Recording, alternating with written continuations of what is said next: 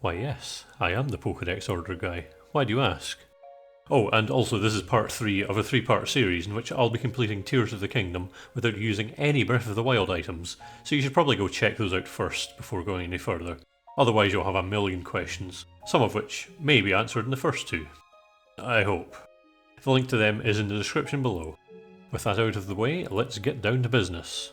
Before I took on the finale of the game, I needed to cash in what little lights of blessing I had left. That wasn't a good sign of things to come. 1 extra heart container was enough for me, I thought. Whether or not I'd regret that choice, well, we'll find out soon enough. I also had a little stay at a stable for bonus hearts and stamina, and then it was time to finish this. I warped to the shrine high up in Hyrule Castle, summoned forth my hoverbike once again, and then made the slow descent into the depths. I used my old reliable skyblock to get me down to the ground safely. I was tempted to go for the light route there, but I had a horrible feeling like would be a puddle of blood at the bottom of the depths if I made an attempt at that, so I stuck with the patient option. This whole area was filled with intimidating enemies that inflict gloom damage, but I had a secret weapon called Hundreds of Ancient Blades. I was completely fine with using every loophole I had access to get around the rules of the challenge, hence the heavy use of the duplication glitch. You are going to see a lot of Ancient Blades being thrown today. They truly were the MVP of this run. I may have been a bit too liberal with my use of them at times though, they definitely weren't needed on a Keese. Lynels don't count as bosses, despite them being harder to kill than most bosses, so they're also obliterated in one hit by these blades. To clear up any confusion as well, Ancient Blades are new items to this game, very similar to Ancient Arrows, but the key difference is that Ancient Arrows are separate items from them, therefore they're allowed. And I am so glad they're allowed, otherwise there may have been a slightly bigger delay between episodes. My silly eyes were drawn to this falling block, making me think I needed to use recall on it, but that was not the case. I in fact needed to climb a different block that had fallen nearby that I didn't notice, but instead I decided to climb in style. Unfortunately, even after 100 hours of managing to play smart without needing a paraglider, I still made these sorts of blunders. Round 2. I actually noticed the correct block and rode it up the boring and correct way. Then I encountered some scary enemies that died slightly quicker than the devs intended them to, though a little tougher for me because I'm useless at dodging. Not a good sign for the bosses. Speaking of the bosses, the finale involves lots of gloom damage, so I had done a lot of pre-preparations, with 2 of the only materials I can actually cook with being sundelions and tomatoes. I just tried to ignore these Keeses and yeah.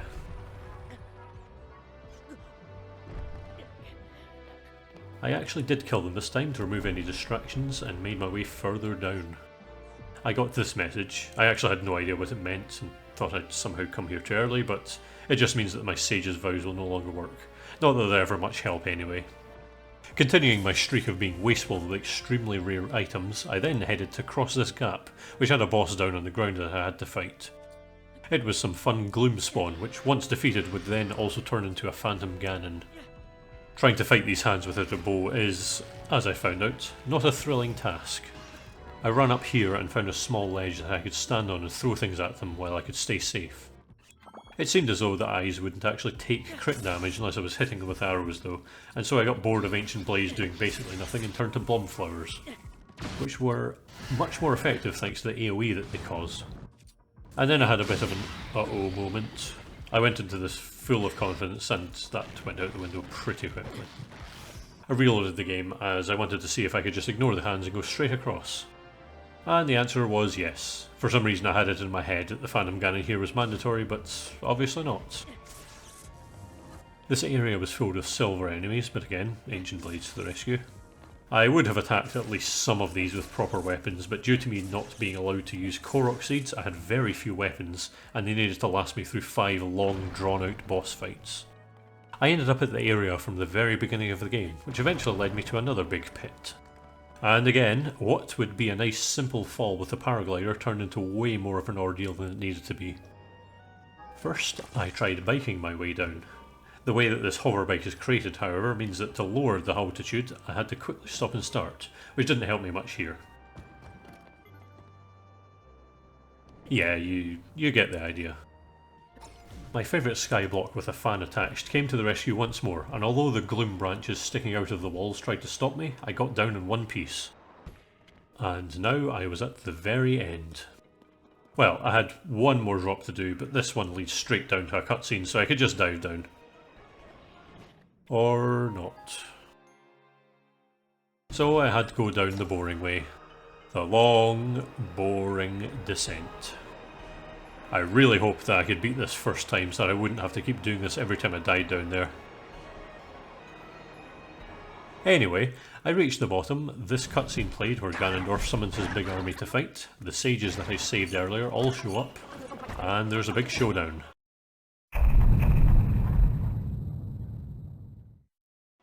My grand strategy for these fights was just to let the others attack, while occasionally chucking ancient blades to make the fight go quicker. Before we go any further, yes, I did use ancient blades on red bokoblins, despite them dying in 1 or 2 hits from normal weapons. I guess you'll just need to find out if I ended up learning from my mistakes later on. Regardless of that, the bokoblin phase was the nice, easy introduction, and with a lot of help from the sages, it was followed by the Zalfos phase. And this one was also pretty easy. Next up, Gibdos. Without arrows it's a bit of a pain, but who cares when you've got one-hit kill items. Of course, no bow makes them harder to aim, but overall still no problem. Finally, it was the Moblin gang, and just like the others, I let the Sage do the majority of the fighting while I ran in for the occasional cheap shots. If you've beaten the game correctly, as the Lord intended, all that would be left is the final boss. But I'd skipped a few temples, so I needed to beat the bosses that I missed out on. Now, everything leading up to this was the easy part. That was not on my mind when I saw Muktarok show up. Every time I've fought it, it's been incredibly easy and has died in a matter of minutes. So why was this any different? First of all, it hits like a truck when you have terrible armour and no available items to increase your defence. But along with that, you need to hit Muktarok with water to weaken it. And by weakening it, I mean literally do any damage. My splash fruit supply was running pitifully low, and I was not paying attention to its attack patterns, so I died very quickly. Attempt number 1 was a failure.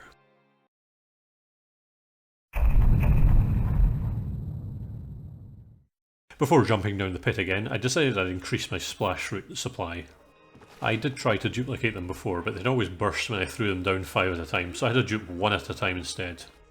It was very slow, so I just decided that 20 would be enough. I also fused Ancient Blades to all of my weapons. You only get 1 hit out of them, but it deals an extra 50 damage, which would be good to swing at bosses. With that done, I went back into the arena and gave it another go. I beat the bokoblins, the Zalfos, the Gibdos, and the Moblins, and got back to Muktarok with no issues.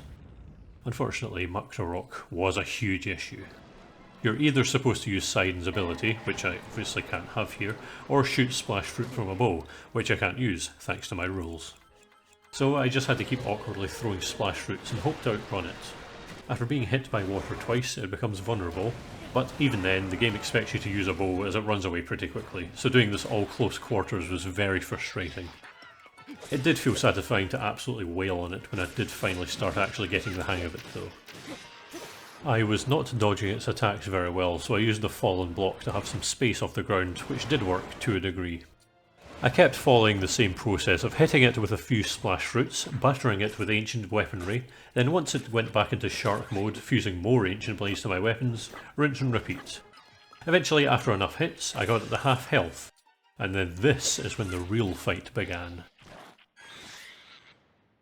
During phase 2 it sprays sludge all over the arena, which massively reduces movement speed. It can of course be cleared out of the way by water, and if I had a machine that could catapult me into the air, I'd be able to easily just shoot it. But hey, I decided to make myself suffer through this challenge, so I just had to slowly but surely hit it with splash fruits in between its attacks, and then after 2 hits, start hitting it with my melee weapons. An annoying thing about this phase is that it actually dies away much quicker than phase 1, and it hops between all the muck piles. Again, if I could shoot it, this would be easy, but oh well. Because I couldn't think of any other option, I started duplicating splash fruits again. This was a bad idea because I really did need my shields for the final fights, but I was getting desperate. When I got back up to 20, I started to give it another go. I started using Minoru to get through the sludge quicker, but she's ridiculously slow compared to the boss, so this and running were both terrible options. My sanity was reducing more and more during this phase. I've cut the footage down substantially, but going from the start of the fight to now was over 20 minutes long. The many splash fruit throw misses didn't help, of course. There was also too much sludge to get rid of for it to make any difference.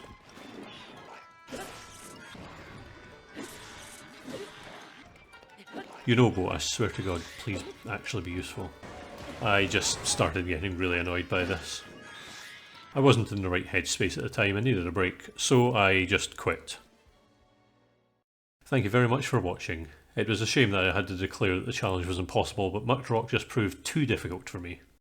Nah, you know me, I'd never give up on something so trivial. The next day I was feeling way more confident. I had done some prep beforehand and found out about a glitch that I'd never heard of, but if I could pull it off, it would actually trivialise this boss and potentially all others. It was a very precise glitch. Basically, I needed to swing a weapon, then pause just before impact. If I did it correctly, the game would then be able to store the fact that I was about to deal damage, and then viewing a memory would then cause the game to think I'm doing it twice. So then, if I was to keep viewing memories, I'd keep building up damage.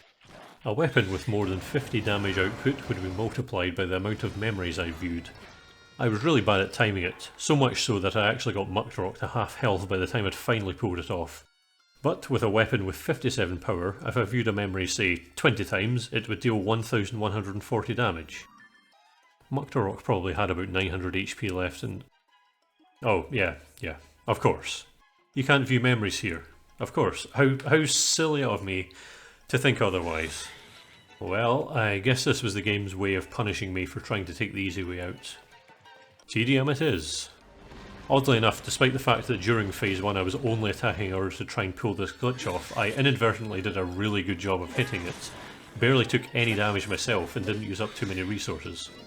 I also started to get pretty good at dodging its attacks, so I thought maybe I could just win this legitimately. And guess what? I was right. But of course I couldn't celebrate yet. That was just one of two absolute ball aches that I'd have to endure here, the next one being Queen Gibdo. This was the one I was dreading before going into this. I didn't think Mucked Rock would be a problem, but I knew this would be much harder.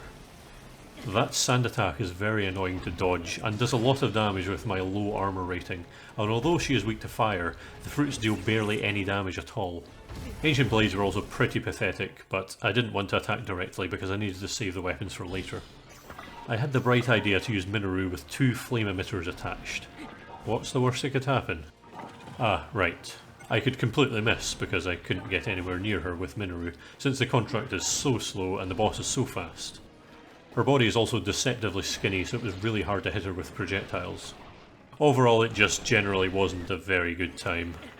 After spending too long failing over and over, I quit the game. Again.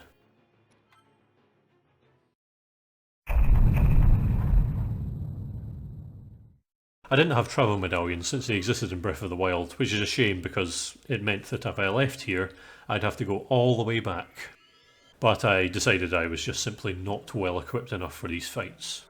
I started by doing more duping, on the snow so I didn't break any shields. I then went on a long journey into the sky to try and reach that giant island up there, which is the Zonaite Forge Island. My quest was to go there and find myself some mighty Zonaite weapons, as they have very good damage output even before fusing anything to them. The big problem I was having, especially with Mucked Rock, is that when I was hitting it, I was only getting one hard hit with the Ancient Blade, and the rest were dealing pitiful damage, and the weapons were breaking really quickly. I also just wanted an excuse to visit here because it's such an oddly beautiful and not at all talked about location, with the sunset in the background adding to the beauty. Although I was here for business, not pleasure. I activated the fans, which allowed me to jump down the middle section of the island. The strength of the wind here meant I didn't take any falling damage, and I also decided to do the shrine here for no particular reason. I'm glad I did, because it's one of the funnest shrines in the game. You have to beat all the enemies just using equipment lying around while in low gravity. It was a nice distraction from the hell that I had to go through earlier and the more hell that was awaiting me later. With that out of the way, I went to pick up the items that would frequently spawn here. Those are not mighty Zonaite weapons. They are regular Zonaite weapons. I had a feeling this may happen. This game and Breath of the Wild have a world levelling system that is invisible to the player, and that level goes up when you defeat an enemy, complete a shrine or quest, or complete other various achievements. Unfortunately, I'd avoided most combat, done a quarter of the shrines and almost no quests. Most people who have reached this location would likely have completed a large amount of the game, so they'd not be seeing pitiful selection of weapons I was seeing. I picked them up anyway, especially since I was still carrying around one of the sticks I got at the start of the game. It was unfortunate that I couldn't find any better weapons here. There are definitely guaranteed spawns for better weapons that are exclusive to Tears of the Kingdom, but at this point, I just decided I'd go back to trying to beat the endgame again. One trip back to the stables later, and it was time for...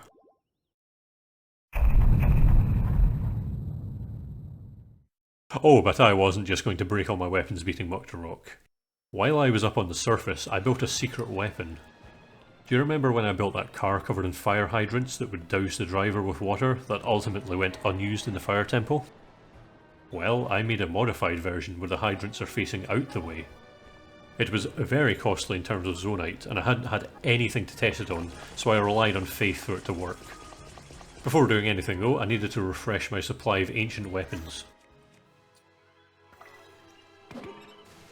Good going, past me.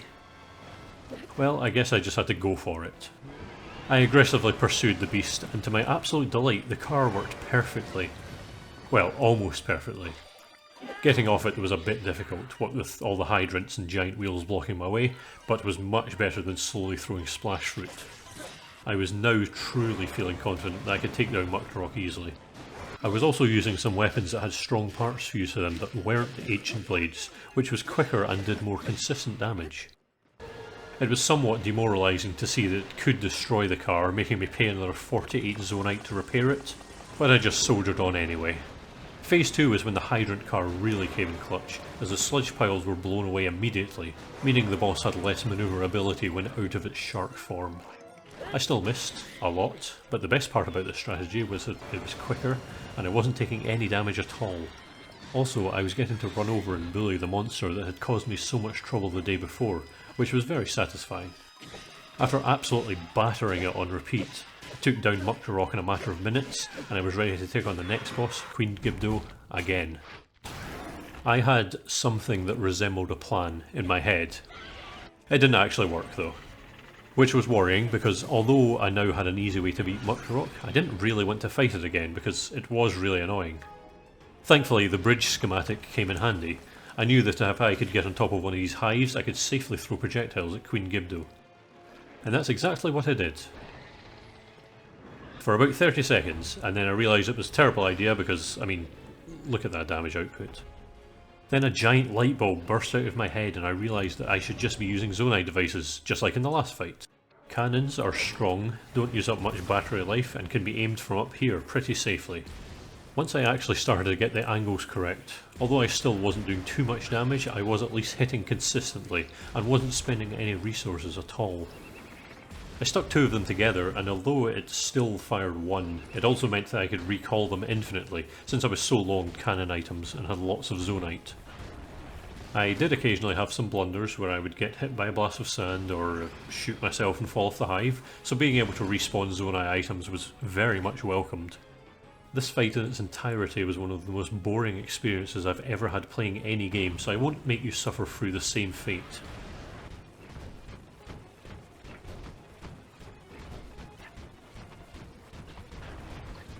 I sped it up some more by attaching fire to my cannon, which also made it look cooler, always good when you're sitting and waiting for something to die for half an hour. During this absolute snooze fest, I met an unfortunate roadblock when I got down to half HP. You see, it starts spawning Gibdos out of the hives during phase 2. I don't have Riju's ability, and nor do I have any reliable way of destroying the hives when they open up. Though I didn't want to destroy them, since I needed to climb back up them. Because the game also spawned me back on the ground, with the fast and rabid zombies chasing after me.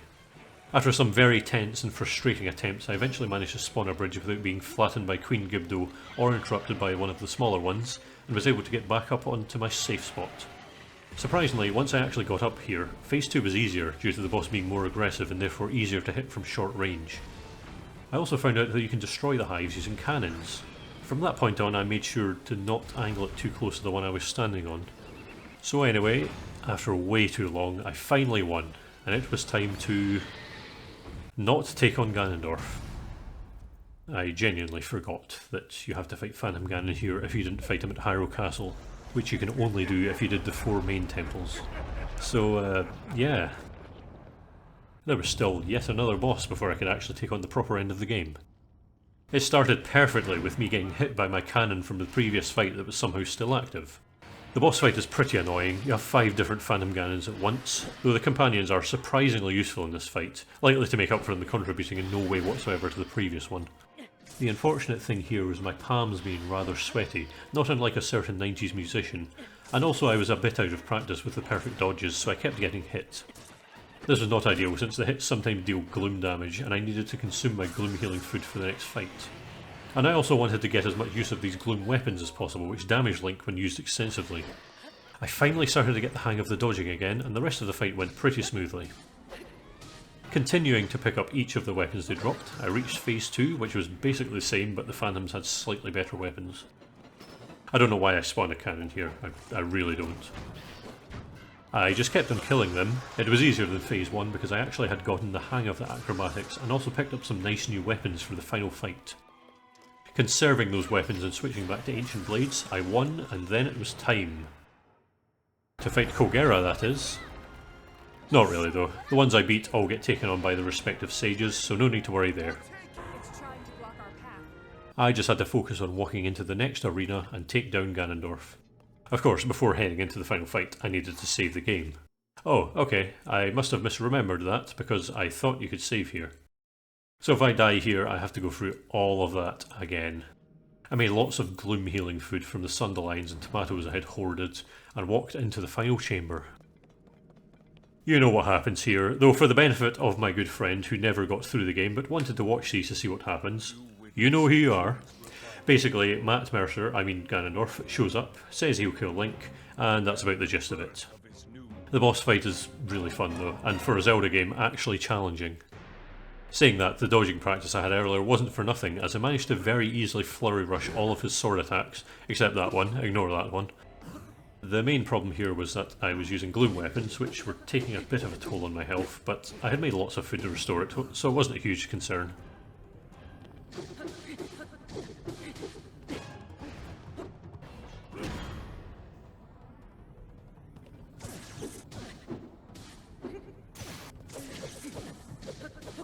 And just like that, it was over. Okay, obviously it wasn't over. That was just a wee gotcha for the aforementioned good friend of mine who was excited for part 3 of this challenge. In actual fact, Ganondorf's second phase is the one that's truly difficult. He spawns a whole bunch of clones, the main one does gloom damage and the rest do normal damage, so I just had to make sure Big Boss didn't hit me. He does have an annoying attack that I unfortunately fell victim to here, where he completely destroys your hearts and they can't be restored at all. Also, he can perfect dodge me. And that's how I died. The thought of doing all that again was too much, so I just tried again another day.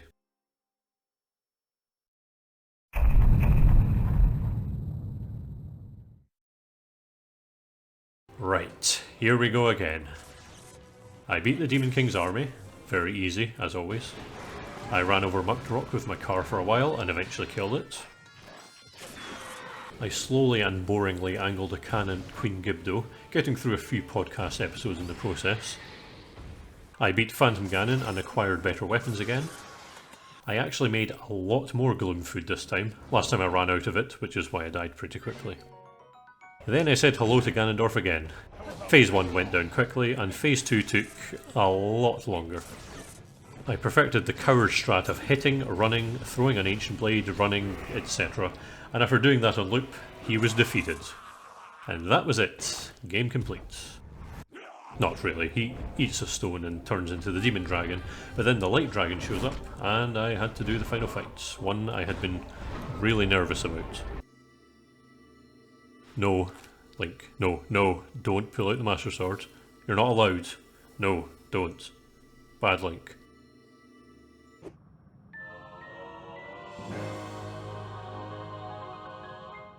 Well, at least I can just equip another weapon. Wait, no. You have to use the Master Sword here. You literally cannot use any other weapon. Yes, I said weapon. Oh, and a cool thing here is that you literally cannot take falling damage, so having no paraglider was no problem. The game goes out of its way to make sure you can't lose here. Anyway, the damage had to be dealt by throwing items. Very, very slowly. One ancient blade at a time. And every so often I'd randomly get kicked off the demon dragon and I'd have to be rescued. This was probably the longest anyone has ever spent fighting this boss. I obviously won't leave in the horrendously tedious details. I had sped up the footage originally, but because I didn't want to give myself and everyone else seizures, well, let's just skip right to the end. The last one was more annoying to reach than the others without a paraglider, but I landed on its head, and then after a minute or so of ancient blade throwing, something quite annoying occurred. Link decided to pull out the Master Sword, but this was a cutscene, so... oh. Okay, so look, it's a quick time event. I'm not in free play. I can't select a weapon right now. I'm not using a weapon in combat, I just need to press a button to move an event forward. It's technically a cutscene.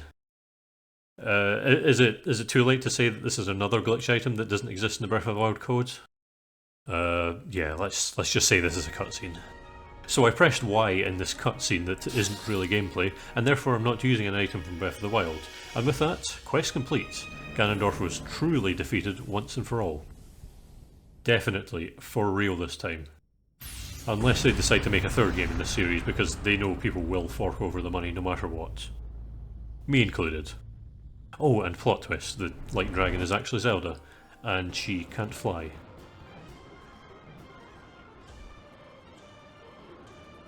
And Link demonstrates to us once again that as long as you fall into water, you can't die. So there we go, The Legend of Zelda Tears of the Kingdom, completed without ever using any items that existed in Breath of the Wild.